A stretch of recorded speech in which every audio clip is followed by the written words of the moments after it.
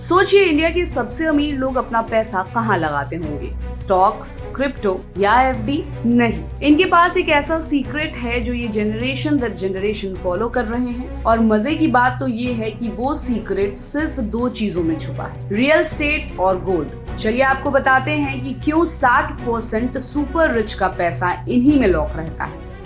India के उबर rich यानी ultra high net worth और हाई नेटवर्थ लोग अपनी लगभग 60% वेल्थ सिर्फ 2 एसेट्स में डालते हैं, रियल एस्टेट और गोल्ड। सुनने में सिंपल लगता है, लेकिन इसके पीछे का लॉजिक बहुत स्ट्रॉन्ग है। रियल एस्टेट मतलब जमीन, घर, कमर्शियल प्रॉपर्टी जो हमेशा हाथ का पैसा रहती है। टाइम के साथ इसकी वैल्यू ऊपर जाती है, रेंटल इनकम आती है और एक टाइप का सिक्योरिटी नेट मिल जाता है। स्टॉक मार्केट गिर भी जाए, प्रॉपर्टी की वैल्यू में उतना शॉक नहीं आता है।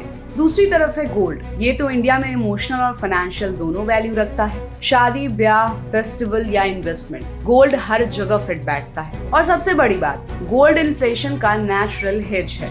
मतलब जब प्राइस बढ़ते हैं, गोल्ड की वैल्यू भी बढ़ती है, तो पैसा सेफ रहता है। एक रिपोर्ट के मुताबिक इंडिया की टोटल हाउस होल्ड वेल्थ करीब 19.6 ट्रिलियन यूएस डॉलर है। इसमें उबर रिच के पास 11.6 ट्रिलियन डॉलर की वेल्थ है और इसमें से सिर्फ 2.7 ट्रिलियन डॉलर ऐसी है जो फाइनेंशियल प्रोडक्ट्स में है और वेल्थ मैनेजर्स हैंडल कर सकते हैं। बाकी सब नॉन फाइनेंशियल एसेट्स जैसे रियल एस्टेट, गोल्ड और प्रमोटर इक्विटी में पड़ी रहती है। इसका मतलब ये लोग अपने पैसे को ज्यादातर ऐसे प्लेसेस में पार्क करते हैं जो टच करने लायक हो, कंट्रोल में हो और टाइम के साथ ग्रो हो। इन्वेस्टमेंट्स के मामले में ये शॉर्ट टर्म मार्केट मूवमेंट से ज्यादा लॉन्ग टर्म स्टेबिलिटी को प्रायोरिटी देते हैं। वेल्थ मैनेजर्स के लिए भी एक बड़ा चैलेंज और अपॉर्चुनिटी दोनों है, क्योंकि 74% से ज्यादा उबर रिच की वेल्थ ऐसी जगह लगी है जिसे सीधे मैनेज नहीं किया जा सकता है। अगर ये पैसे का थोड़ा भी हिस्सा फाइनेंशियल प्रोडक्ट्स में आ जाए तो वेल्थ मैनेजमेंट इंडस्ट्री के लिए गेम चेंजर हो सकता है। लेकिन सुपर रिच का फोकस क्लियर है,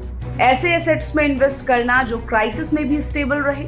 रियल एस्टेट में मार्केट स्लो डाउन आ सकता है, लेकिन लॉन्ग टर्म में प्रॉपर्टी का प्राइस ऊपर ही जाता है। अब गोल्ड की तो बात ही अलग है, चाहे करेंसी फ्लक्चुएट करे, इकोनॉमी हिले, लेकिन गोल्ड हमेशा अपनी शाइन बनाए रखता है। तो ये सीक्रेट अब आपके पास भी है। अब आप लॉन्ग टर्म वेल्थ बनाना चाहते हैं तो सिर्फ स्टॉक्स और एफडी तक लिमिटेड मत रहिए। अपने पोर्टफोलियो में थोड़ा रियल एस्टेट और गोल्ड भी ऐड कीजिए, क्योंकि इंडिया के सबसे अमीर लोग तो यही कर रहे हैं और अमीरों का फॉर्मूला फॉलो करने में कोई बुराई नहीं है। तो आप भी यही फॉर्मूला फॉलो कीजिएगा या आपके पास भी है कोई अलग या नया फॉर्मूला? तो हमें कमेंट बॉक्स में जरूर बताएं और ऐसे ही अपडेट्स के लिए keep watching and subscribe good returns.